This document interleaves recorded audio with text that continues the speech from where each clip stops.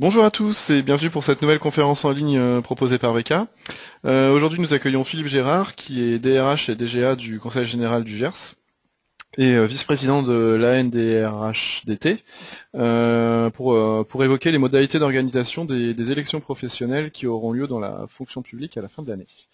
Au cours de la conférence, vous pourrez poser vos questions via la fenêtre questions que vous pouvez trouver sur la droite de votre écran dans l'interface GoToWebinar. Notre intervenant y répondra dans la mesure du possible au cours de sa présentation, ainsi qu'à l'issue de celle-ci, donc restez bien connectés puisqu'on aura une séance de questions-réponses, une fois la présentation terminée. Si d'aventure vous aviez des questions qui vous venaient à l'esprit dans les heures ou les jours suivant la webconférence, vous pourrez les poser sur le forum de VK à l'adresse www.vk.fr/forum/, je répète, www.vk.fr/forum/. Sachez qu'au cours de cette conférence, vous serez invité à participer puisqu'elle sera ponctuée de sondages. Et enfin, sachez que la conférence est enregistrée et donc elle sera mise en ligne prochainement et on vous enverra bien sûr le lien dans la foulée. Monsieur Gérard, je vous laisse la parole, c'est à vous. Merci de nous rejoindre pour cette présentation de l'organisation des élections professionnelles qui se dérouleront le 4 décembre de cette année. Donc bonjour à toutes et à tous. Évidemment, donc ces élections professionnelles sont un moment important donc, du dialogue social dans les collectivités. Elles revêtent une importance pour les organisations syndicales, puisqu'elles vont définir en fait leur représentation dans les différentes instances paritaires, mais également, comme vous le savez, eh bien, c'est cette représentation qui servira aussi de base à la représentation au Conseil supérieur de la fonction publique territoriale. Donc un moment intense, important pour tout le monde, organisation syndicale comme collectivité. Alors je vais m'efforcer de vous faire une présentation la plus complète possible. Néanmoins, donc le programme est un petit peu intense dans le délai imparti. Comme ça vous a été précisé, vous pourrez revenir sur des points de cette présentation en posant des questions ou tout de suite ou dans les jours qui viendront. Alors le programme de cette présentation, on va tout d'abord donc regarder les modifications qui ont été apportées par la loi donc, de 2010. On verra plus spécifiquement ensuite donc les modalités concernant le comité technique. Ensuite, les modalités concernant donc le CHSCT, les CAP. Nous verrons cette particularité nouvelle donc des commissions consultatives paritaires et notamment qui est concerné. Et enfin, nous regarderons donc les modalités du vote avec en conclusion un rappel des différentes étapes et les quelques préconisations que l'on peut vous faire. Voilà sur ce programme. Alors on démarre tout de suite sur les modifications qui ont été apportées donc, par la loi du 5 juillet 2010. Tout d'abord, ces modifications et cette loi résultent, rappelons-nous, donc des accords de Bercy de 2008 sur la rénovation du dialogue social, sur lesquels des grandes lignes avaient été dégagées et cette loi a repris l'essentiel des accords qui avaient été contractés avec les différentes organisations syndicales. Pour ce qui concerne les dispositions qui sont communes à toutes les instances, donc c'est à la fois les règles relatives à la composition et au fonctionnement des organisations, des organismes paritaires. Donc ces modifications, ces dispositions ont pu entrer en vigueur pour des collectivités qui ont vu une structure se composer. Par contre, pour celles qui existent déjà et qui avaient donc des instances paritaires formalisées, ces nouvelles dispositions ne rentrent en vigueur qu'au premier renouvellement général donc, de ces instances paritaires. En l'espèce, pour ce qui nous concerne dans la plupart des cas, après les élections professionnelles du mois de décembre. Nouveauté, la réduction de la durée du mandat, qui aujourd'hui est portée à 4 ans. Donc ce mandat n'est plus lié au renouvellement des conseils municipaux. Donc grande innovation. Par contre, même calendrier électoral dans les 3 fonctions publiques aujourd'hui. Alors là, j'attire tout de suite votre attention sur les conséquences bêtement matérielles de ce même calendrier, puisque toutes les collectivités ne sont pas nécessairement dotées d'isoloirs, d'urnes, etc. Donc souvent on emprunte ça à la collectivité qui en est dotée, mais attention, puisque tout le monde va les organiser le même jour, tout le monde aura besoin du matériel. Donc prenez tout de suite à tâche ou commandez le matériel nécessaire pour pouvoir tenir ces bureaux de vote. Ensuite, pour la composition donc des instances, il y a une référence, c'est l'effectif, et cet effectif du personnel, il est apprécié au 1er janvier, donc 2014 pour ce qui concerne les élections de décembre, mais dans son principe, il sera toujours apprécié au 1er janvier de l'année donc d'organisation de ces élections. Alors, nouveauté aussi sur la règle de représentativité des organisations syndicales qui a fait couler beaucoup de contentieux par le passé. Donc, cette représentativité au niveau local ou national est supprimée. Aujourd'hui, peuvent se présenter les organisations syndicales qui respectent donc des valeurs républicaines d'indépendance, qui soient constituées depuis au moins 2 ans donc dans la fonction publique territoriale, ou qui sont affiliés à une union constituée depuis au moins 2 ans. Donc les 2 critères, ce sont vraiment la constitution sur cette durée de 2 ans, le respect de valeurs républicaines et d'indépendance. Alors d'indépendance, on entend aussi indépendance financière.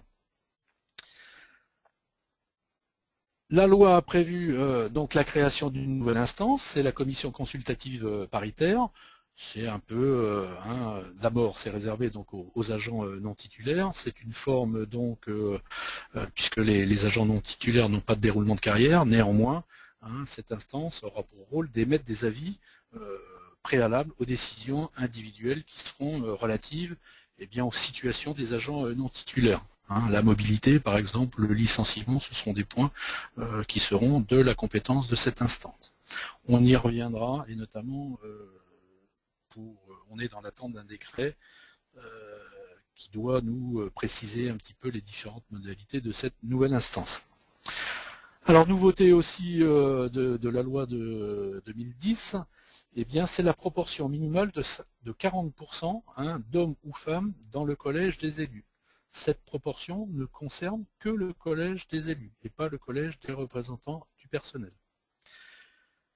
Nouveauté aussi, et qui simplifiera bien la vie des DRH, et en cas de vacance d'un siège de l'instance, c'est l'organisation syndicale qui désignera donc un nouveau représentant parmi les agents évidemment qui relèvent du périmètre donc du comité technique ou de la CAP et qui étaient éligibles au moment de la désignation. Voilà. Donc il n'y aura plus de tirage au sort quand nous aurons épuisé les représentants qui avaient été désignés à la suite du scrutin issu des élections professionnelles. Alors il y a également dans cette loi un volet sur la modernisation des règles et puis des précisions sur les opérations électorales. Alors modernisation des règles, c'est introduction du vote électronique. Alors, à ce jour, le décret n'est pas sorti. Bon, je ne sais pas s'il va sortir et quand il va sortir. Pour autant, cette modalité donc, de vote est prévue par la loi de 2010. Des mentions complémentaires donc, visant à une information plus exhaustive sont précisées dans la loi et devront être portées donc, dans l'EPV qui récapitule donc les opérations électorales. Alors, c'est le nombre de votants, c'est le nombre de suffrages valablement exprimés, c'est le nombre de votes nuls, le nombre de voix obtenues par chaque liste en présence. Bon, pour autant, ce n'est pas réellement une nouveauté, puisque par le passé, ces mentions y figuraient. Là, ça a été précisé comme étant obligatoire. L'attribution des sièges donc, entre les listes de candidats se fait proportionnellement avec l'attribution des restes à la plus forte moyenne. Voilà, c'est au nombre de voix recueillies par chaque liste en présence. On verra dans le détail comment ça se passe. Les représentants titulaires sont désignés selon l'ordre de présentation de la liste, donc une liste sera établie, et ils sont désignés en fonction de l'ordre de cette liste, sans pour autant avoir de mention sur la référence à titulaire ou suppléant, une simple liste dans un ordre décroissant. Alors voilà pour les modalités qui sont communes à l'ensemble donc des instances, des scrutins pour les opérations électorales. Alors, comité technique, voyons un petit peu les particularités du comité technique. Alors, les règles de création du comité technique. Juste rappel, donc le comité technique local est organisé à partir du moment où vous avez un effectif égal ou supérieur à 50 agents. Sinon, il relève donc du centre de gestion. Vous pouvez créer aussi, selon la nature et l'importance des services, des comités techniques de services. On peut considérer que par exemple dans une métropole, un service, je ne sais pas moi, de propreté urbaine, qui a des particularités, puisse faire l'objet d'un comité technique spécifique. Pour ce faire, la collectivité devra prendre une délibération pour le créer. Il peut également être créé donc des comités techniques communs. On le rencontre assez souvent donc entre une mairie et un CCAS, une mairie, une communauté d'agglomération par exemple, ou des caisses des écoles. Bien évidemment, les délibérations devront être concordantes de chacune donc, de ces collectivités. La délibération qui portera création donc du comité technique dans le cadre des élections professionnelles là, du 4 décembre devra être prise au moins 10 semaines avant la date du scrutin. C'est-à-dire qu'au plus tard, vous devrez avoir pris votre délibération pour le 25 septembre. Alors, la notion d'effectif que l'on a évoquée tout à l'heure, elle s'apprécie au 1er janvier 2014. Alors, à quoi ça sert ? Eh bien, ça sert à définir à la fois le nombre de représentants du personnel par strate d'effectifs qui siégeront dans les différentes instances paritaires, que ce soit pour le comité technique ou pour les CAP. Moins de 50 agents, on l'a vu, c'est le comité technique départemental, et puis 50 agents et plus, c'est le comité technique local. Alors, rentre dans ces effectifs, dans le calcul de ces effectifs au 1er janvier, tous les fonctionnaires titulaires en activité, en congé parental, en détachement, qui sont aussi accueillis par le biais de la mise à disposition, qu'ils soient à temps non complet ou à temps complet.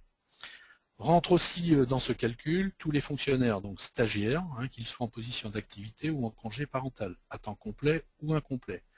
Et également, pour le comité technique, les agents non titulaires, qu'ils soient de droit privé ou de droit public, qui bénéficient au 1er janvier, c'est la condition, d'un CDI ou d'un CDD d'une durée d'au moins 6 mois, voilà, en position donc d'activité, en congé rémunéré ou en congé parental, temps complet ou temps non complet.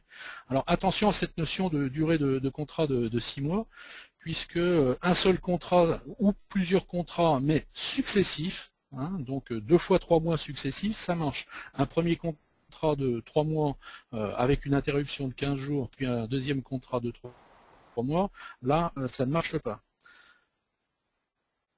Avant, on se rappelle que pour être électeur, les agents non titulaires devaient exercer depuis plus d'1 an. Donc en fait, la base électorale aux agents non titulaires a été élargie.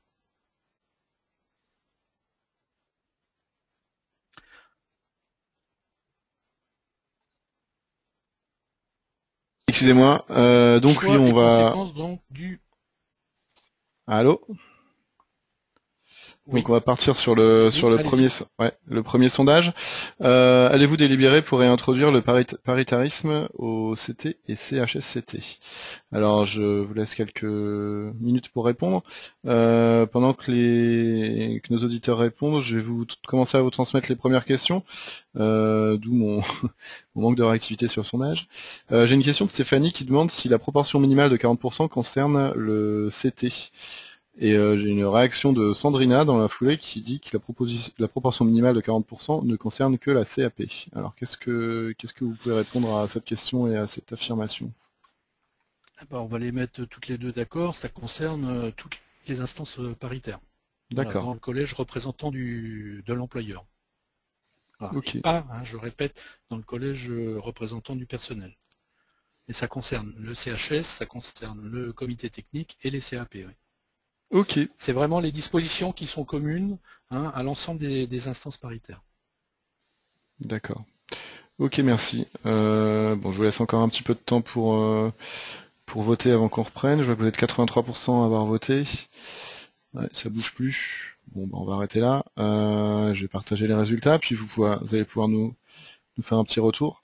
Donc pour 77% des auditeurs votants, oui, ils vont délibérer pour réintroduire le paritarisme au CHSCT. Et pour 23% d'entre eux, donc non. Alors qu'est-ce que vous pouvez nous livrer comme analyse, Monsieur Gérard, sur ces chiffres? Bien effectivement, je crois qu'il y a une forte pression des organisations syndicales sur les collectivités pour réintroduire ce paritarisme. Par principe, donc le paritarisme a été supprimé par la loi et avec une possibilité pour les collectivités territoriales de le réintroduire après délibération. C'est vrai que ce paritarisme posait quand même un certain nombre de questions, notamment en matière de quorum, et sur le collège représentant donc, de la collectivité. Bon, on va voir le choix et les conséquences donc, du paritarisme après, mais je ne suis pas surpris, si vous voulez, de cette proportion liée à une forte demande syndicale de maintenir le paritarisme dans la partie la plus large. Souvent, les organisations syndicales préfèrent en fait s'adresser donc aux élus et moins à l'administration de leur collectivité. Ok. Ah, j'ai une question de Joël qui demande nous n'avons qu'une femme dans notre comité syndical, comment procéder si elle ne veut pas faire partie de cette instance? Bon, il n'y a pas de volet, de toute façon, je dirais, répressif, entre guillemets, sur le non-respect donc de cette proportion de 40%. Évidemment, vous pouvez avoir aussi une collectivité de la même manière où vous n'avez pas suffisamment donc de femmes ou d'hommes, puisque là c'est pas forcément que 40% de femmes, ça peut être l'inverse, c'est 40% d'hommes ou de femmes. Et bien si vous les avez pas, vous les avez pas. Ok. Pareil, une réaction un peu dans le même ordre de Sophie. Que se passe-t-il si les organisations syndicales alors, attendez, parce que la question ne s'affiche plus. Voilà. Si l'organisation syndicale ne présente aucune liste, entre parenthèses, ça a été le cas lors des premières élections organisées en 2008 dans ma collectivité, et nous avons dû procéder à un tirage au sort parmi les agents. Oui, c'est tout à fait ça. Donc si effectivement les sièges, c'est la moralité, si les sièges ne peuvent être pourvus par la voie électorale, eh bien c'est un tirage au sort parmi la liste électorale, pour composer donc le collège des représentants du personnel. Ok. Ok, bah écoutez, merci beaucoup. Je vous laisse poursuivre votre présentation, et puis pour les autres personnes qui ont posé des questions, on les traitera un peu plus tard. Alors donc le paritarisme, c'était l'objet du sondage, même si vous avez pour la plupart répondu à cette question. Donc aujourd'hui, le nombre de représentants de la collectivité peut être inférieur donc au comité technique, mais de la même manière, on verra après au CHSCT, eh bien peut être inférieur au nombre de représentants du personnel. Donc c'est la fin du paritarisme qui est le principe. Alors, si c'est la fin du paritarisme, et c'est là peut-être un peu l'intérêt aussi du paritarisme, les textes offrent la possibilité pour le président de se faire assister par des élus ou des agents de la collectivité concernés par les questions qui sont à l'ordre du jour du comité technique. Cette disposition, elle représente quand même une opportunité pour favoriser la participation d'élus sur des thématiques qui les concernent particulièrement. C'est vraiment l'intérêt, c'est d'avoir donc dans les instances paritaires, eh bien, un collège élu, motivé, qui participe, si vous voulez, au sujet qui est évoqué. Alors attention, ces assistants du président, d'abord, ils peuvent changer selon l'instance. À chaque CTP, vous pouvez avoir donc des assistants différents, mais ils Philippe? ne sont pas membres du comité. Oui, Oui, excusez-moi de oui, vous interrompre. Je crois que vous avez oublié de passer à la slide suivante, en fait. pardon. Il y a pas de Pardon, souci. voilà, erreur rectifiée. Donc les assistants ne sont pas membres du comité technique. Par contre, les assistants techniques, la différence qu'il y a, on connaît aujourd'hui donc les experts dans les comités techniques. Les experts interviennent donc uniquement pour les questions pour lesquels leur avis a été soumis. Par contre, évidemment, ils ne peuvent pas assister au vote, alors que, et c'est là la différence, hein, les assistants peuvent assister au vote, sans pour autant être membre du comité technique. Donc ça a quand même un intérêt.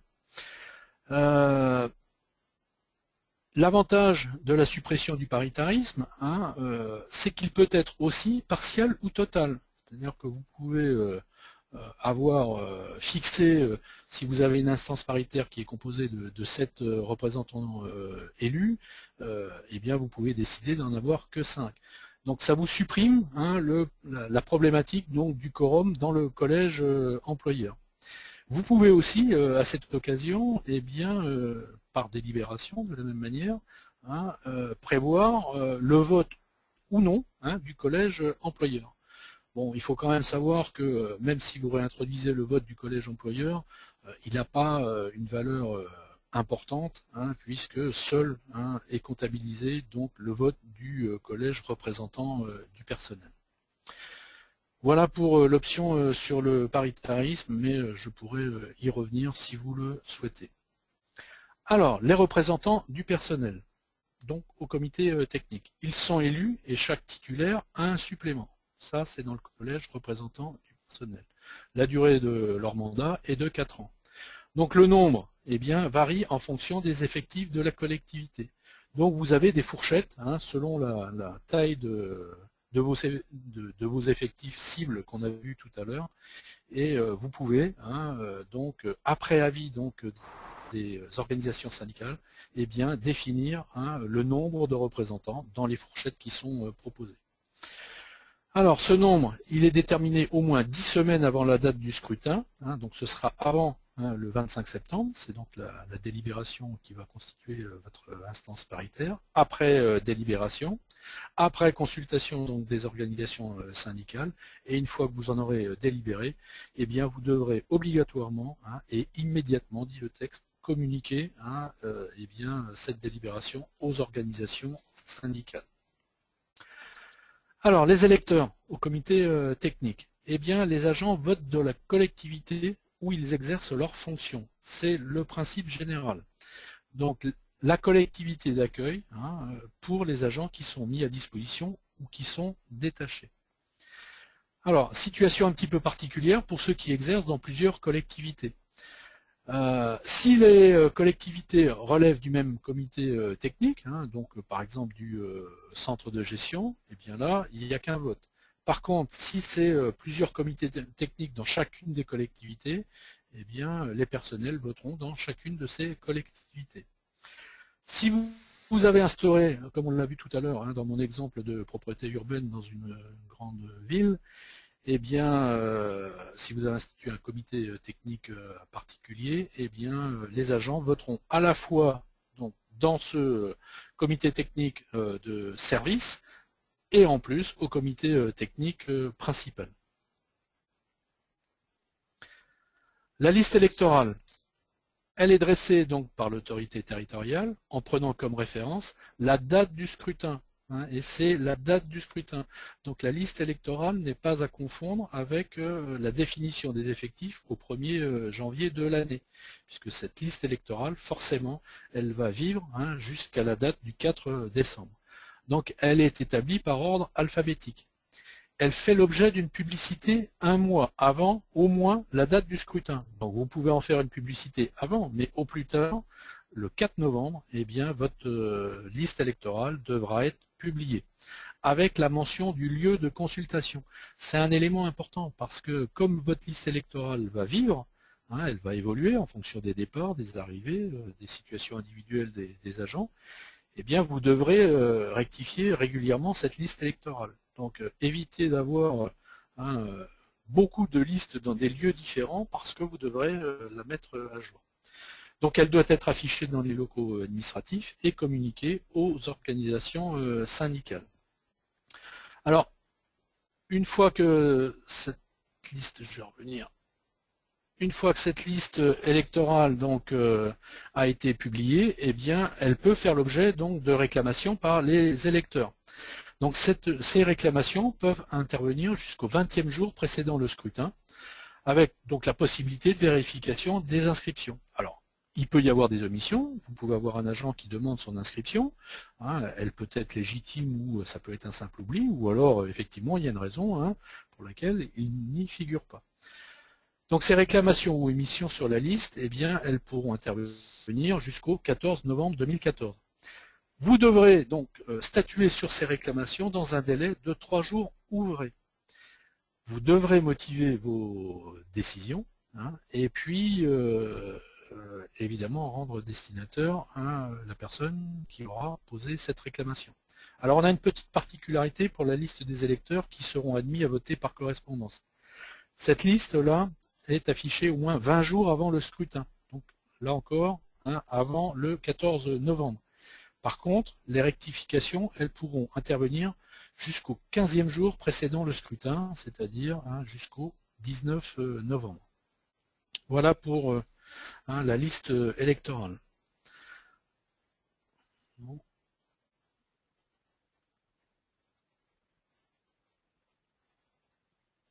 Ah, je me suis...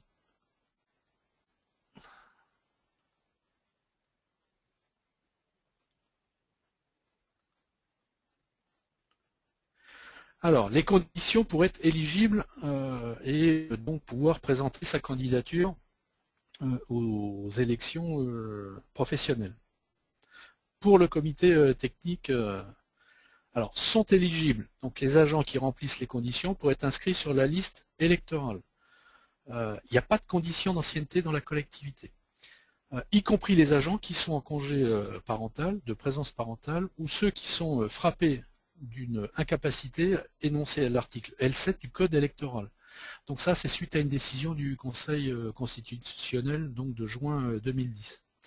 Donc ne sont pas éligibles, et là il y a eu une nouveauté aussi, un nouveau décret qui est paru récemment, là au mois de mai, donc ne sont pas éligibles les agents en congé de longue maladie, de longue durée ou de grave maladie. La mention antérieure ou atteinte d'une affection de longue durée a été supprimée. Donc ne sont pas éligibles également les agents qui sont frappés d'une sanction disciplinaire du 3e groupe, et ceux frappés d'une incapacité donc aux articles L5 et L6 du Code électoral. Alors, la liste de candidats. Donc, quelles sont les caractéristiques de ces listes? Bon, ces listes, elles peuvent être complètes. Donc, c'est le nombre de sièges à pourvoir, titulaires et suppléants. Donc, si vous avez une instance paritaire, par exemple, qui est composée de 8 personnes, hein, donc 4 titulaires, 4 suppléants, donc 8, eh bien, votre liste, elle sera considérée comme étant complète quand elle aura 8 noms. Elle peut être incomplète, mais avec un minimum. Et ce minimum, c'est au moins 2 tiers donc, des sièges à pourvoir. Donc, si je reprends notre exemple de 4 plus 4, hein, donc 8 en tout, titulaires et suppléants, au minimum, eh bien, cette liste devra comporter 6 noms, hein, donc 2 tiers de l'effectif de 8. Et elles peuvent être excédentaires, hein, c'est au plus au double du nombre de sièges à pourvoir. Donc là, toujours dans notre exemple, eh bien, ce sera 16 au maximum. Les listes, elles doivent comporter un nombre pair de noms. Si elles sont présentées en nombre impair, eh bien, ces listes ne seront pas recevables. Elles ne devront pas comporter de précision titulaire ou suppléant. Elles sont simplement déclinées du haut vers le bas, hein, avec les noms et prénoms. Elles devront comprendre le nom du délégué de liste. Alors lui-même pourra être candidat ou pas, hein, mais il sera désigné par l'organisation syndicale qui aura déposé cette liste. Alors là encore, il vous est quand même suggéré hein, d'avoir un délégué suppléant. Bon. Ce sera vraiment votre interlocuteur, ce délégué, hein, pour tout ce qui concernera les opérations électorales. Donc il peut être aussi en congé. Donc, en cas de problème, hein, il est recommandé d'avoir hein, aussi un suppléant de liste. Ces listes eh bien, devront être déposées 6 semaines avant, au maximum 6 semaines donc avant la date des élections professionnelles, donc au plus tard le 23 octobre. Pour chaque déclaration de liste, donc, vous devrez avoir la déclaration individuelle de candidature signée par chaque candidat. Cette liste donc, vous sera déposée à J-6 semaines, et elle fera l'objet donc d'un récépissé de dépôt de liste. Alors, attention à ce récépissé. Le récépissé, moi je vous propose de porter sur ce récépissé une mention comme quoi le récépissé ne vaut pas acceptation sans réserve, donc des candidatures qui seront examinées sur dans les plus brefs délais.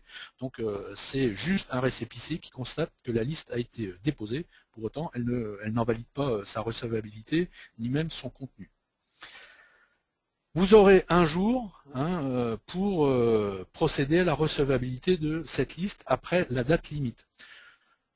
Donc vraiment le conseil c'est de proposer à vos organisations syndicales de déposer ces listes le plus tôt possible et de ne pas attendre le dernier jour pour pouvoir les déposer. Sinon vous aurez des délais contraints et d'ailleurs pour eux ça aura des conséquences notamment en termes de modification donc de ces listes. Voilà, une fois que les élections professionnelles se seront déroulées, il faudra donc répartir les sièges.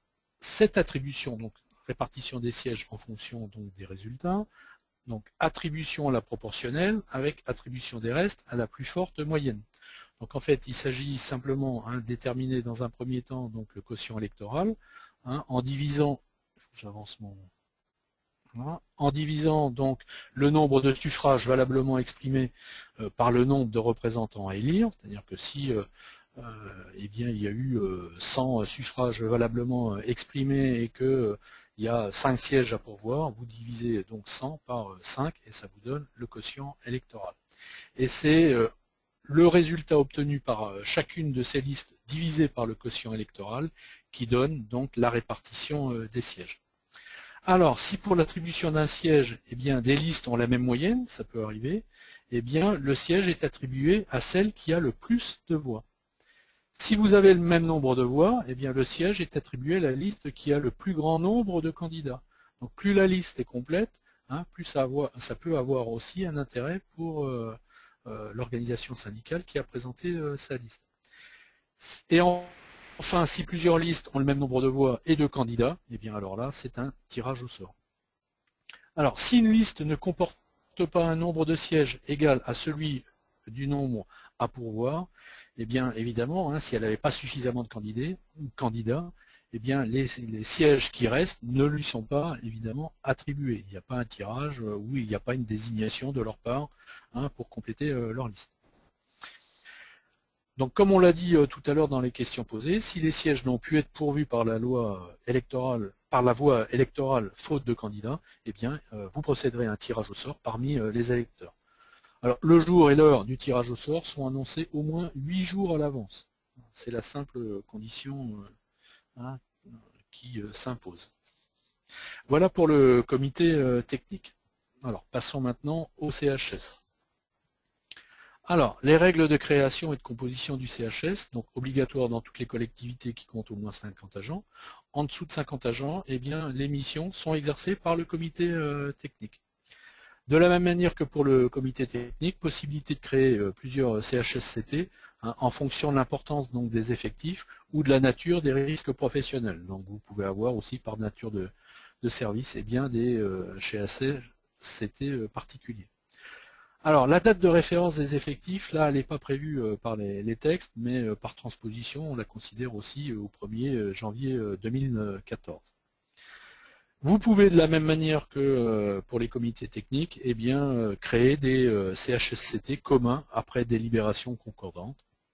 Alors, attention aussi au périmètre de ces CHSCT, notamment quand il est plus petit que celui du comité technique. Là, pour le coup, il faudra une double comptabilisation, à la fois pour ce périmètre de CHSCT et à la fois pour le comité technique, si le périmètre est plus grand du comité technique.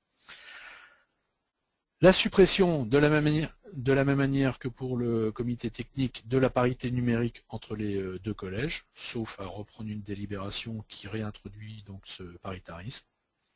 Là encore, donc le nombre de représentants titulaires est fonction du nombre d'agents cibles. Donc vous avez une fourchette égale ou supérieure à 50 agents, donc c'est de 3 à 5, hein, et au-dessus de 200 agents, c'est de 3 à 10 représentants du personnel. De la même manière, donc délibération à prendre, et une fois qu'elle a été prise, eh bien, à communiquer obligatoirement aux organisations syndicales. Alors, les représentants du personnel et la répartition des sièges. Là, il n'y a pas de scrutin, hein, et le 4 décembre, il n'y aura pas une urne, hein, dédiée au CHSCT. Ce sont les résultats au comité technique, hein, qui serviront de support pour fixer, hein, et désigner donc les représentants du personnel dans cette instance. Donc, du coup, il revient à l'autorité territoriale d'établir la liste donc, des organisations syndicales habilitées à désigner des représentants. Donc concrètement, ce sont les organisations, hein, syndicales qui auront obtenu, eh bien, des sièges, hein, au cours du vote au comité technique. Par contre, les représentants du personnel, eh bien, seront désignés par les organisations syndicales. Donc bien évidemment sur la base des résultats, hein, mais parmi la liste des électeurs éligibles. Donc cette attribution, de la même manière, en fonction des résultats obtenus par chacune des listes, eh bien, se fera à la proportionnelle, c'est-à-dire que ce sont exactement les mêmes modalités que pour le comité technique. Par contre, pour déterminer donc cette désignation des organisations syndicales, hein, des membres qui vont les représentants, eh bien vous fixerez donc le délai imparti pour la désignation donc de ces représentants dans le délai maximum de 1 mois suivant la date donc des élections au comité technique. Au plus tard, ce sera au 4 janvier 2015. Donc là, il est recommandé aussi de fixer quand même une heure, hein, limite de réception donc de ces listes. Puisque bon, si c'est maximum 4 janvier, ça peut être à minuit. Donc hein, si vous avez formalisé un protocole d'accord syndical, n'oubliez pas de fixer pour les différentes échéances, eh bien, une heure limite, hein, des différentes opérations. Ça simplifiera la vie administrative de tout le monde. Voilà pour ce qui concerne donc simplement le CHSCT, donc pas d'autres particularités. Passons donc maintenant aux commissions administratives paritaires. Là, ces instances sont paritaires. Donc là, nous avons 2 collèges. Un collège élu avec la représentation, donc 40%, hein, d'hommes ou de femmes, et puis le collège, hein, traditionnel des représentants du personnel, donc à parité équivalente. Le nombre de représentants, là encore, hein, est fonction des effectifs par catégorie donc de fonctionnaires de la collectivité au 1er janvier de l'année. Donc là, vous avez un petit tableau qui vous définit le nombre de représentants, hein, par strate, hein, d'effectifs. Vous voyez au regard, hein, donc de ce nombre de représentants une déclinaison obligatoire qui s'impose, hein, sur la décomposition donc par groupe hiérarchique. Donc si vous avez 4 représentants, obligatoirement vous en avez un en groupe supérieur et 3 en groupe de base. Donc ça, je veux dire, ça s'impose à nous. Petite particularité pour les centres de gestion, hein, dont le nombre de représentants en catégorie C, hein, est fixé à 10, dont 3 en groupe supérieur et 7 en groupe de base. Alors, particularité pour les groupes hiérarchiques. Donc vous pouvez avoir dans votre collectivité, en fonction de vos effectifs, hein, dans une catégorie, ça peut arriver en catégorie A par exemple, hein, c'est l'inversion de la répartition entre les groupes hiérarchiques, hein, si l'effectif du groupe supérieur est plus important que l'effectif de base. Voilà, donc là on inverse la répartition qu'on a vu précédemment. Si vous avez un groupe hiérarchique qui comporte moins de 4 fonctionnaires, il n'y a pas de représentant. Si le groupe hiérarchique comporte de 4 à 10 fonctionnaires, eh bien vous aurez un représentant titulaire et un représentant suppléant. Alors attention à ces groupes hiérarchiques, hein, puisqu'on a eu un décret là, le 4 mai, hein, le décret 451-2014, là, qui a modifié donc les groupes hiérarchiques. Donc si vous aviez déjà antérieurement à cette date fixé vos effectifs à la date du 1er janvier, eh bien il faut peut-être, hein, revoir votre cible d'effectifs et donc, hein, votre liste électorale en tenant compte donc de cette nouvelle répartition donc des groupes hiérarchiques. Alors les électeurs, Donc ce sont les fonctionnaires à temps complet ou non complet, donc en position d'activité, en congé parental ou en position de détachement, dont le grade ou l'emploi est classé évidemment dans la catégorie représentée par la CAP. Donc ils sont électeurs au titre de leur situation d'origine, mais aussi d'accueil pour les CAP. Donc ils votent 2 fois. Les fonctionnaires détachés pour stage, donc eux votent dans l'emploi occupé en qualité de fonctionnaire. Ils ne sont pas titularisés dans leur nouveau grade, donc ils restent électeurs dans l'emploi occupé dans la catégorie B, C, C pour stage catégorie A dans le cadre d'une promotion interne. Les fonctionnaires à temps non complet intercommunaux ne votent qu'une seule fois s'ils sont employés, s'il est employé par plusieurs collectivités relevant de plusieurs CAP. Voilà. Alors, la liste électorale. Donc, les conditions d'inscription sur la liste électorale s'apprécient à la date du scrutin, donc à la date du 4 décembre. Donc, cette liste, elle va évoluer jusqu'au dernier moment. Donc, elles sont dressées par l'autorité territoriale. Évidemment, elles sont établies par catégorie A, B, C, et elles sont établies par ordre alphabétique. Elles devront être publiées 30 jours au moins avant la date fixée pour le scrutin, au plus tard le 4 novembre. Et elles sont affichées dans les locaux administratifs et communiquées aux organisations syndicales. Là encore, il est possible de modifier ces listes jusqu'au 20e jour précédant le scrutin. L'autorité territoriale devra donc statuer dans les 3 jours ouvrés et de la même manière toujours sur des décisions motivées. Si vous avez des fonctionnaires qui sont mutés à la date du scrutin, évidemment, ils sont inscrits sur la liste de la collectivité où ils exerceront leurs fonctions à cette date.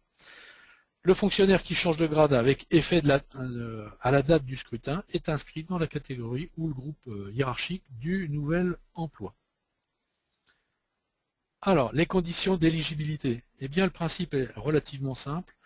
Ce sont les électeurs, sauf ceux qui sont en CLM ou en CLD et ceux qui sont frappés d'une sanction disciplinaire d'une 3e groupe. La liste des candidats, une seule liste par organisation syndicale, il ne peut pas y avoir 2 listes, une seule liste. Nul ne peut être candidat sur plusieurs listes, donc un agent ne peut pas être sur 2 listes différentes, il doit se décider pour l'une ou l'autre. Possibilité de liste commune donc à plusieurs organisations syndicales, avec une condition, c'est que la répartition des sièges, la clé de répartition soit définie sur cette liste. Ces listes donc déposées 6 semaines avant l'élection, donc de la même manière, désignation donc d'un délégué de liste, pareil, toujours déclaration de candidature individuelle par chaque candidat et remise d'un récépissé de dépôt de liste. Ensuite, affichage donc au siège de ces listes de candidats. Alors, les modifications de liste après le dépôt. Donc, le principe, c'est pas de modification de liste après la date limite de dépôt, donc 6 semaines avant la date du scrutin. Néanmoins, il y a quelques exceptions. Donc, si vous avez inéligibilité d'un candidat après le dépôt des listes, donc il y a une procédure particulière à respecter. C'est un délai de 5 jours francs après la date limite de dépôt. C'est l'information du délégué de liste et la rectification ensuite dans les 3 jours francs. Alors, attention aussi à la risque de suppression de candidats dans un groupe hiérarchique. Il peut y avoir aussi un risque de liste incomplète minimale. Donc du coup, la liste, elle devient irrecevable. Au-delà donc de J-15, il n'y a plus aucune possibilité de remplacement. Alors, on a l'application des mêmes délais après modification donc d'une décision du tribunal administratif sur la recevabilité de ces listes. Alors, la désignation des représentants titulaires qui vont siéger, eh bien, c'est la même chose que pour le comité technique. Donc, c'est évidemment, chaque liste choisit les sièges qui lui reviennent dans le groupe hiérarchique qu'elle souhaite, en fonction des candidats qu'elle a présentés sur sa liste. Évidemment, si elle n'a aucun candidat sur un groupe, eh bien, il n'y a pas de désignation dans le dit groupe. Le choix, il s'exerce pour chaque liste dans l'ordre décroissant des sièges obtenus. Donc, c'est la liste qui a obtenu le plus de sièges qui commence à choisir, et puis la dernière prendra évidemment ce qui restera. En cas d'égalité donc du nombre de sièges obtenus, c'est l'ordre de choix est déterminé par celui qui a obtenu le plus de voix. Et à nouveau, si on a un cas d'égalité, c'est un tirage au sort. Pareil que pour le comité technique, les représentants donc sont désignés dans l'ordre de la liste. Voilà pour les commissions administratives paritaires. Alors, commission consultative paritaire, donc qui ne concerne que les agents titulaires. Alors, une première proposition de décret avait été soumise au Conseil supérieur de la fonction publique et avait été rejetée. Là, j'ai vu que c'était inscrit à l'ordre du jour de la prochaine séance. Donc, on verra ce qu'il en ressortira. Alors pour autant, donc, ces créations de commissions consultatives paritaires, eh bien, normalement, et à l'origine de ce qui avait été défini, devaient être créées par catégorie A, B et C. Bon, il semblerait qu'il n'y ait plus qu'une seule commission unique rassemblant l'ensemble donc des catégories. Bon, à voir ce qui sortira par le décret qui est en attente donc de parution. Alors, sont électeurs donc à cette commission consultative paritaire uniquement les agents non titulaires recrutés sur la base de l'article 3.3 et uniquement sur cette base-là. Donc, qui bénéficient d'un contrat à durée déterminée ou d'un contrat d'une durée minimale de 6 mois ou d'un contrat reconduit successivement depuis au moins 6 mois. Évidemment, qui exercent leurs fonctions, ou même en congé rémunéré ou congé parental. Donc ils exercent leurs fonctions à la date du scrutin. Donc ne sont pas électeurs, pour mémoire, eh bien tous les autres agents non titulaires qui ne sont pas recrutés en vertu de l'article 3.3. Donc c'est pour mémoire, tout ce qui est accroissement temporaire d'activité, saisonnier, tous les agents de remplacement, tout ce qui concerne donc les pactes, les emplois de direction, article 47 pour les non titulaires, les collaborateurs de cabinet, les collaborateurs de groupe d'élus, assistantes familiales, etc. Modalité du vote commune à tous les scrutins. Donc vous pouvez instaurer un ou plusieurs bureaux. Si vous avez plusieurs bureaux, vous avez nécessairement un bureau central qui fera à la fois office de bureau sur le territoire de vote, mais il aura également la mission donc de faire le procès-verbal centralisateur qui récapitulera, qui collationnera l'ensemble des résultats des bureaux de vote secondaires. Vous devez faire un arrêté donc pour organiser donc ces bureaux de vote. Le bureau est présidé par, chaque bureau est présidé par l'autorité territoriale ou son représentant. Il est composé également d'un secrétaire désigné par l'autorité territoriale et, si possible, par un délégué de chaque liste en présence. Alors, pour autant, s'il n'y a pas de délégué de liste, eh bien, le bureau est considéré comme étant valablement composé. Les modalités de vote, donc vote à l'urne, c'est le principe. Vote par correspondance dans des cas limitativement prévus. L'acheminement donc du vote par correspondance se fait uniquement sur le bureau central. Et enfin, la dernière modalité de vote, c'est donc dans l'attente d'un décret, le vote électronique après avis du comité technique. J'avais oublié de faire passer mon slide, pardon. Alors, petit sondage. Oui, on va passer vite dessus parce qu'on est déjà un petit peu en retard. Oui. Envisagez-vous de mettre en place le vote électronique, sachant que pour l'instant, je crois que le décret sur le vote électronique n'est pas encore paru, mais ça pourrait être une possibilité. Non. Oui, ça peut être une possibilité, oui. Ouais. J'en profite pour transmettre une autre question de Sandra qui voudrait savoir s'il faut prendre en compte les fonctionnaires de la FPH pour la liste électorale. Alors, de la liste électorale, dans quel scrutin? Je sais pas, elle précise pas, mais j'imagine que ça concerne l'ensemble des scrutins. Alors, comité technique, si elle exerce sa fonction dans sa collectivité, oui, elle est électeur, oui. D'accord, même en étant fonctionnaire FPH, donc. Oui. Ok. Oui. Comité technique. Ok, d'accord. J'ai plusieurs personnes qui me demandent aussi, concernant le CCT, pareil, une question de l'histoire de décret. Sans décret, on n'organise pas d'élection pour les CCP, n'est-ce pas? Demande Sophie, et Émilie qui dit « Il semblerait qu'il n'y ait pas de CCP le 4 décembre car le texte a été rejeté au Conseil supérieur du 2 juillet. » Alors là, je j'ai pas l'information. Là, je sais pas. D'accord, c'est vrai que 2 juillet, c'est Oui, c'est là, honnêtement, là, court. Joker, je sais pas. Ouais. Ok, d'accord. Donc s'il a été rejeté, bon, ce qu'on peut répondre, c'est effectivement, s'il n'y a pas de décret, il n'y aura pas de vote. Hein. D'accord. Ok, bon, dans tous les cas, s'il y a vote, vous saurez comment ça se passe. Oui. Alors, bon, écoutez, vous avez à peu près tous voté.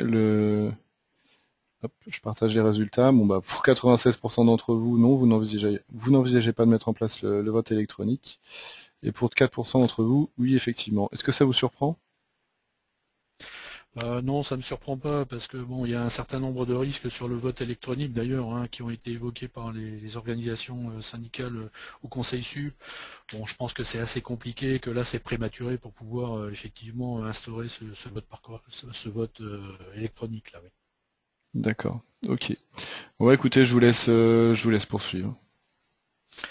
Alors on va peut-être un petit peu accélérer, oui, pour respecter le timing. Donc le matériel de vote, eh bien, c'est l'autorité territoriale qui fixe le modèle donc des bulletins de vote et des enveloppes, après consultation des organisations syndicales. Donc ça, normalement, vous le formalisez dans votre protocole. Donc le bulletin de vote, il indique donc l'objet, évidemment, la date hein, du scrutin, le nom de l'organisation syndicale ou des organisations syndicales lorsque la liste est commune, l'appartenance éventuellement à une union syndicale et puis l'ordre de présentation donc des candidats sans que ne soient mentionnés, on l'a déjà dit, hein, les titulaires ou les suppléants. La charge financière de tout ça est bien à la charge de la collectivité, donc sauf hein, la propagande électorale. Pour autant, ça ne vous empêche pas, si vous le souhaitez, eh bien, de prendre en charge la reprographie hein, de la propagande électorale. Alors, les modalités du vote, donc ou par correspondance ou à l'urne. Donc par correspondance, c'est transmission du matériel de vote donc au plus tard le 10e jour qui précède le scrutin. Le vote doit être adressé uniquement par voie postale avant la clôture du scrutin. Donc le vote par correspondance ne peut pas être déposé par exemple hein, le jour du scrutin dans un bureau. Ça ne marche pas. Il doit être acheminé obligatoirement par voie postale. Là encore, hein, c'est le cachet de la poste d'envoi ne fait pas foi. Seul compte hein, le moment de la réception donc de ce vote. S'il est arrivé après la clôture du scrutin, eh bien, il n'est pas pris en compte. Alors, le vote à l'urne, particularité, donc bon, c'est tous les articles 60 à 64, L60 à 64 du Code électoral qui s'appliquent. Donc là, les modalités, c'est durant les heures de service. Donc il n'est pas question de faire des ouvertures de bureaux de 20h à 2h du matin. C'est pendant les heures de service hein, et les bureaux doivent être ouverts sans interruption au moins 6 heures. Vous pouvez plus, mais à minima c'est 6 heures. Par principe, hein, et comme pour les élections politiques, vote en personne et à bulletin secret. Vote pour une liste complète, hein, donc il n'y a pas de rature, hein, voilà, ni d'adjonction de nom. Je rappelle pour mémoire aussi que la diffusion de tracts hein, de propagande est interdite le jour du scrutin. Voilà. Et puis évidemment, hein, les électeurs devront justifier de leur identité et signer la liste d'émargement pour confirmer donc leur vote. Après les opérations électorales, donc un procès verbal hein, donc, est établi sur chaque bureau de vote plus le PV centralisateur. Donc le PV, je rappelle, hein, et là c'est obligatoire, il recense le nombre de votants, le nombre de suffrages exprimés, le nombre de votes, le nombre de voix obtenues par chacune des listes, et il est signé par la composition du bureau, donc président, secrétaire et délégué s'il y en a. Il est affiché donc dans le bureau de vote et ensuite acheminé donc sous pli au bureau numéro 1 qui est chargé du PV centralisateur. Ensuite, hein, ce PV, eh bien, il est envoyé donc au PV, le PV centralisateur, et à chaque délégué de liste. Donc peuvent être portées des contestations hein, donc dans un délai de 5 jours à compter de la proclamation des résultats. Obligation d'un recours gracieux préalable avant tout recours au tribunal administratif. Le président du bureau central statue, et c'est lui seul hein, qui est compétent, statue dans les 48 heures, évidemment aussi par une décision motivée.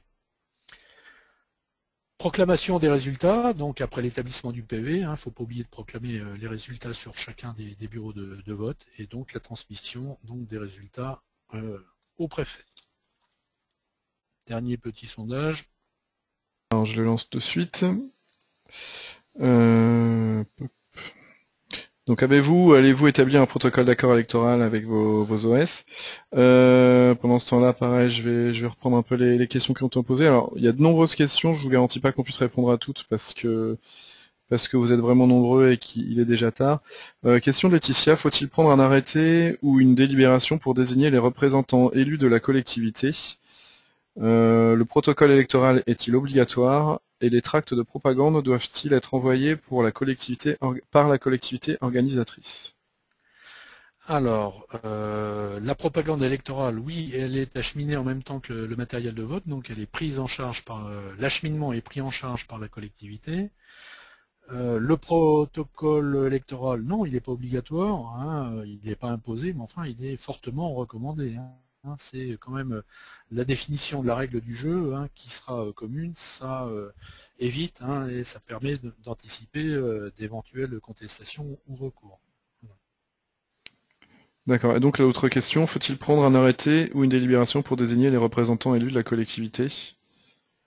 Toujours une Alors dans Laetitia. quel cadre? S'il s'agit du paritarisme, oui, il faut prendre une délibération. Après, si c'est pour la désignation donc des représentants qui vont siéger, oui, on prend un arrêté. Ok. Question de Joël qui dit, vous avez dit que lors du vote au CT, seul le vote des représentants du personnel était recevable. Pourriez-vous le réexpliquer, à moins que je n'ai pas entendu correctement vos propos, vu que nous avons eu des coupures de son. Ah, apparemment, il y a eu des petites coupures de son. Moi, je m'en suis pas rendu compte. Je sais pas, j'espère que ça n'a pas handicapé tout le monde. Alors pardon s'il y a des coupures de son. Alors oui, c'est le vote du collège donc représentant du personnel qui sera déterminant puisque ce vote, hein, si vous présentez un dossier qui à l'unanimité donc des représentants du personnel vous recueillez un avis défavorable, eh bien ce sera, hein, contrairement à ce qu'on avait jusqu'à présent, puisque cet avis ne restait qu'un avis et ne liait pas l'autorité territoriale, eh bien dorénavant vous ne pourrez pas passer outre cet avis et vous devrez reconvoquer un nouveau comité technique hein, pour réévoquer le dossier. Donc peu importe, si vous voulez, le vote hein, qui aura pu être émis par le collège élu au comité technique. Ok, merci. Bah écoutez, je ferme le sondage. Partage les résultats. Donc pour 69% des votants, oui, ils vont établir un protocole d'accord électoral ou l'ont déjà fait avec leurs OS. Et pour 31%, eh bien non. Alors je sais pas si vous voulez réagir avant de reprendre. Écoutez, moi je recommande quand même fortement ce protocole. Hein, ça évitera, si vous voulez, que vous ayez des contestations après les élections professionnelles. À partir du moment où vous aurez contractualisé hein, dans un protocole un certain nombre de règles, eh bien voilà, elles seront acquises. Ok. Et ça, bon, à chacun de voir. Oui. Ok, bah écoutez, je vous laisse reprendre alors. Alors justement, puisqu'on parlait de contestation des opérations électorales, donc hein, on l'a dit tout à l'heure, elles sont possibles devant le président et uniquement devant le président du bureau central de vote, dans un délai de 5 jours après la clôture du scrutin. Lui dispose de 48 heures pour répondre et de motiver donc sa décision.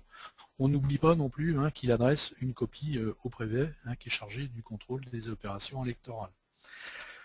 Alors évidemment, sa décision elle est susceptible hein, d'un recours contentieux. Alors par contre, donc la jurisprudence considère que c'est le juge des élections qui est compétent et il y a, hein, je le rappelle, l'obligation du recours préalable avant le recours administratif. Lorsque les élections font l'objet d'une annulation contentieuse, et bien là tout le monde est évidemment bien content puisqu'il va falloir recommencer l'ensemble et c'est l'autorité territoriale qui refixe une date après consultation donc des organisations syndicales pour procéder à de nouvelles élections. Voilà, donc rappel des grandes étapes hein, rapidement. Donc la détermination des effectifs au 1er janvier, la consultation des organisations syndicales donc sur le nombre de représentants par instance, la consultation des organisations syndicales sur le paritarisme au comité technique et CHSCT, plus le vote ou pas du collège employeur. Le cas échéant, donc délibération pour réintroduire le paritarisme, hein, au plus tard, donc 10 semaines avant le scrutin. Arrêté déterminant donc le nombre, la composition et la localisation des bureaux de vote, avec donc la désignation donc, de cette composition et les horaires d'ouverture et de fermeture. Bon, il est fortement recommandé donc d'établir un protocole d'accord. Je rappelle, J-6 semaines, donc le dépôt des listes de candidats par les délégués, la publicité des listes électorales, donc au plus tard au 4 novembre, J-30 jours, J-20 jours, donc la publicité de la liste des électeurs admis à voter par correspondance, J-10, l'envoi du matériel de vote et de la propagande électorale, hein, ça répond à nouveau à la question posée tout à l'heure, et puis évidemment le 4 décembre, tout le monde est au rendez-vous pour le scrutin. J+5, hein, contestation devant le président du bureau numéro 1. Voilà pour cette présentation intense, rapide, même si, pardon d'avoir dépassé un peu le temps, mais ça me paraissait difficile de faire plus court, compte tenu eh bien, des différents volets à évoquer. Eh bien, voilà, merci de votre attention. Merci beaucoup Philippe. Avant de passer aux questions, aux nombreuses questions que vous avez posées, juste pour vous dire que VK propose des solutions sur cette thématique, notamment une formation organisée les élections professionnelles qui est disponible donc au sein de vos structures, c'est-à-dire que le formateur vient chez vous pour vous former et que c'est pas vous qui vous déplacez chez nous. Formateur que vous connaissez déjà puisque c'est Monsieur Gérard ici présent. Vous voulez nous dire quelques petits mots sur cette formation? Alors oui, c'est une formation qui se déroule sur 2 jours, donc à la fois donc 2 jours, vous voyez, hein, là on y passe un petit peu de temps, mais on rentre vraiment dans le détail et on formalise à la fois le calendrier aussi, donc évidemment les rappels réglementaires, mais surtout le côté pratico-pratique, y compris hein, sur les modalités d'organisation des bureaux de vote, le fonctionnement des bureaux de vote, la responsabilité donc du président, ce qu'il peut faire, pas faire. Voilà, donc une formation pratico-pratique hein, sur ces élections professionnelles. Ok. Puis vous avez aussi, bien sûr, au format édition, le service documentaire pratique des RH territoriales, hein, que vous devez déjà connaître. Si vous ne connaissez pas, vous pouvez y accéder 15 jours gratuitement en récupérant l'adresse internet qui est sur le slide et en la copiant dans votre moteur de recherche, enfin dans votre barre de navigation. Je vous envoie via le chat les liens vers ces 2 produits, comme ça vous pouvez directement retrouver ça sur le site VK. Maintenant on va passer aux questions. Alors étant donné qu'il y en a déjà beaucoup et qu'on est en retard, ce que je vais faire c'est que on va traiter uniquement les questions qui ont déjà été posées et on va passer sur celles qui pourraient vous venir à l'esprit maintenant. Je vous invite à les poser après coup dans le questionnaire de satisfaction ou sur le forum VK dont je vous ai donné l'adresse tout à l'heure. Je vous la redonnerai un peu plus tard. Une question d'Isabelle qui a posé cette question en début de conférence. Un CDD qui est parti en cours d'année peut-il participer à l'élection? Non, c'est la date du scrutin. D'accord. Ok. Question de Noémie concernant les effectifs. Qu'en est-il des vacataires travaillant à l'heure mais avec un arrêté pour l'année?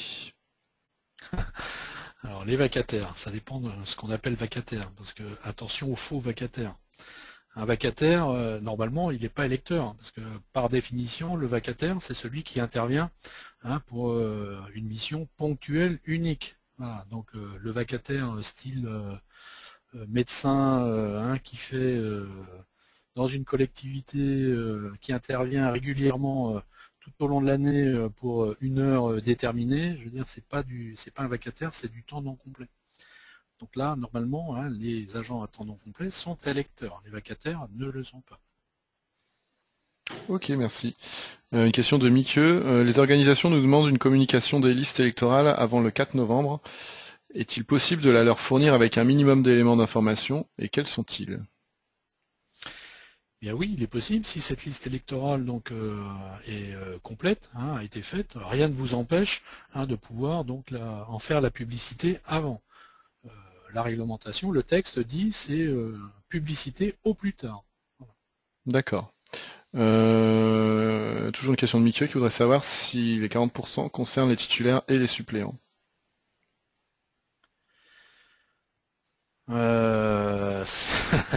C'est 40% de ceux qui siègent. D'accord. Ok. La condition des 6 mois de contrat pour les non-titulaires doit-elle bien être remplie au 1er janvier 2014 et non à la date de l'élection du 4 décembre 2014? Une question de Caroline. À la fois, la réponse est double. Hein. Pour les effectifs, au 1er janvier, ils doivent avoir réuni cette condition. Et pour être électeur au comité technique, eh bien, c'est la date du scrutin. D'accord. Alors, une question de Sylvie. Au titre de la question sur la présence des 40% minimum d'un sexe dans le collège des élus, quels sont les risques potentiels en cas de non-respect pour les avis qui seront rendus obligatoirement préalablement au lancement d'une DSP?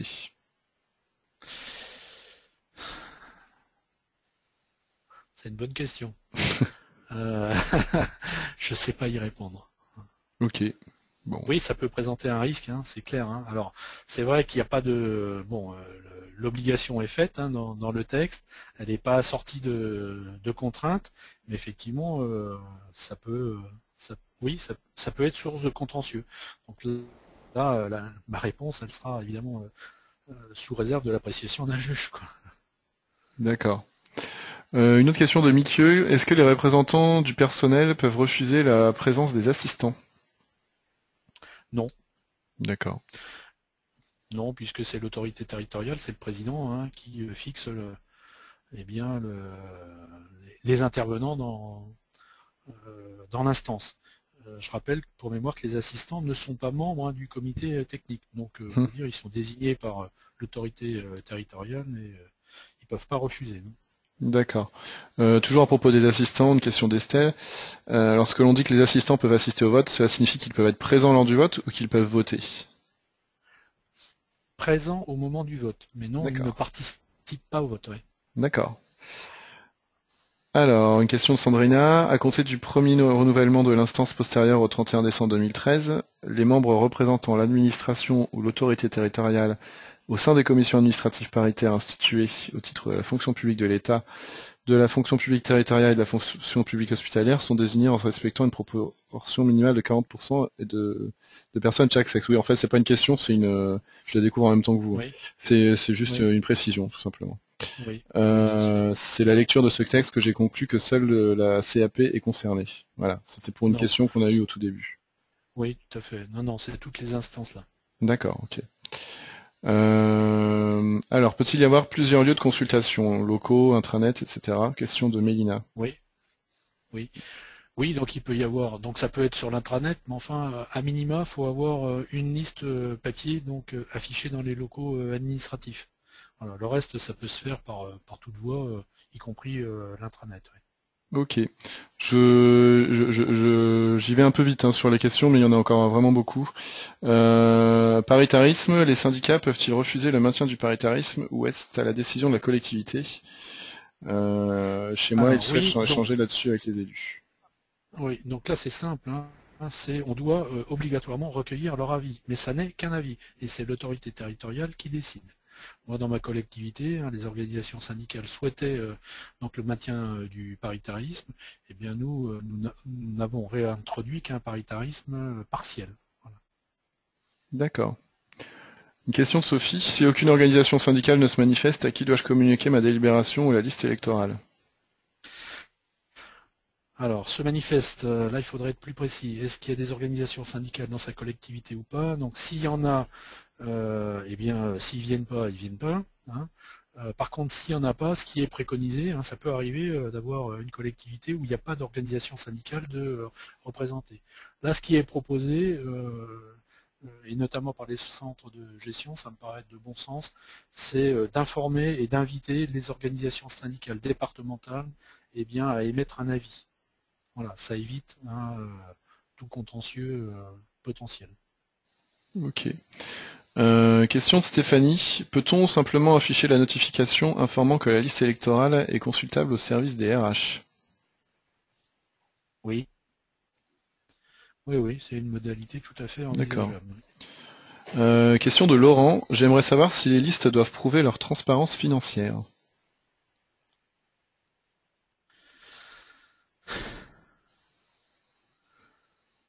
Il n'y a pas d'obligation, si vous voulez, c'est la collectivité d'apprécier donc cette indépendance financière, hein, ou ces valeurs républicaines. Voilà. Donc là, oui, on aura peut-être des contentieux là-dessus. Hein.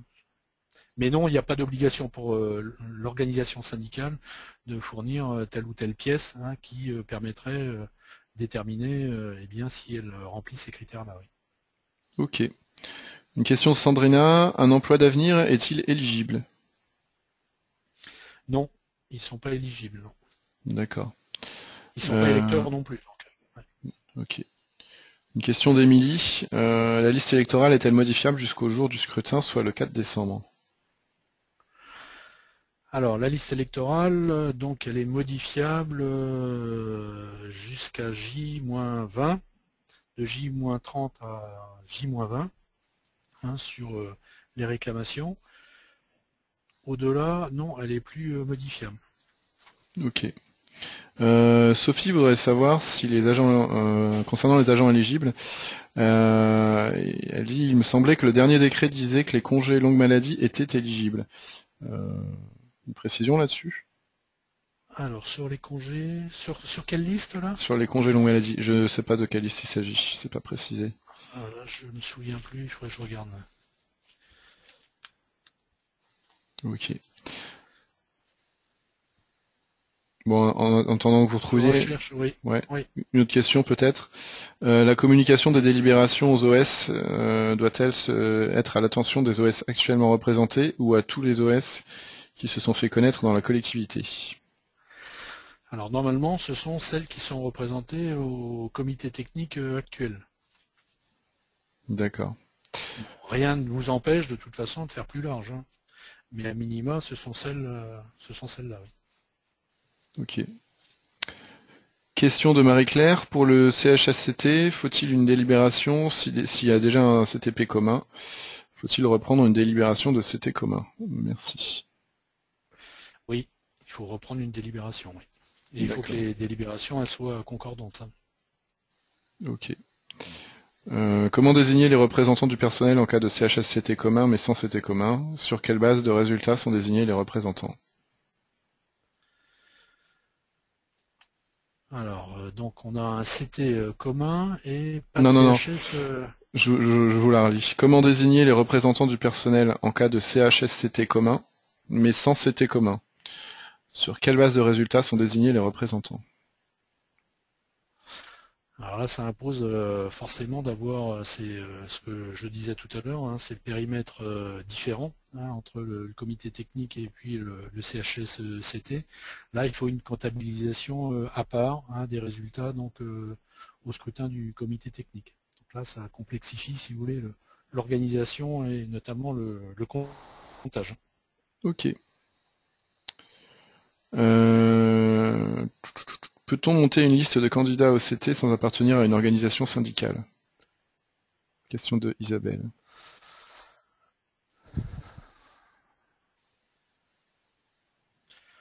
Je ne sais pas répondre à la question là, oui.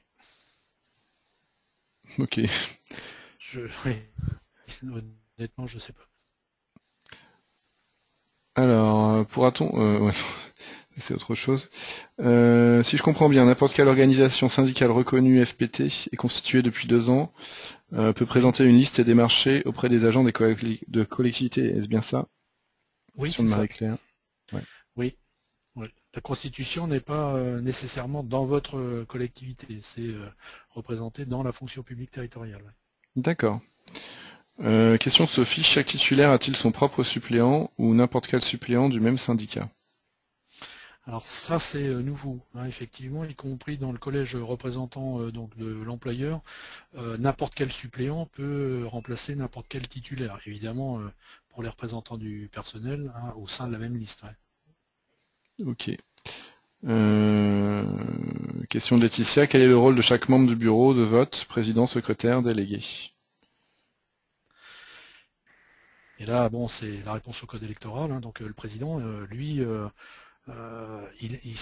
c'est lui le garant des opérations électorales sur le bureau de vote. Donc habituellement, c'est lui qui tient l'urne, hein, et qui va faire procéder au scrutin. Donc le secrétaire tient la liste d'émargement, hein, et fait procéder donc à l'émargement après vote de l'électeur, hein, une fois qu'il a introduit son bulletin dans l'urne.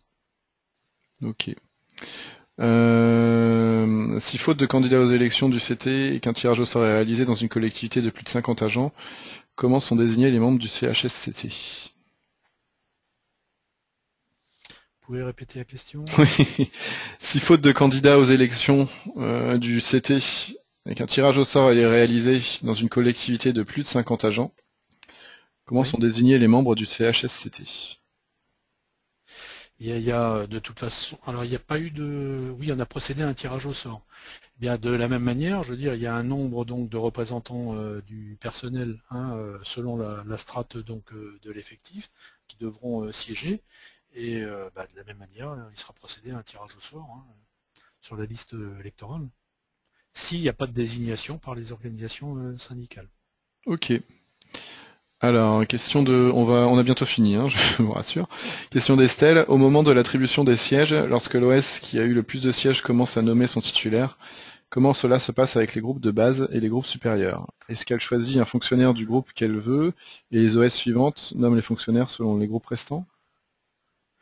Alors oui, c'est un peu la particularité. Là, le temps ne permettait pas de pouvoir rentrer à ce niveau de détail, mais dans son principe, hein, eh bien, une organisation, la première organisation syndicale qui a obtenu le plus de votes, va faire son choix et son mode de répartition dans le groupe de base et dans le groupe supérieur.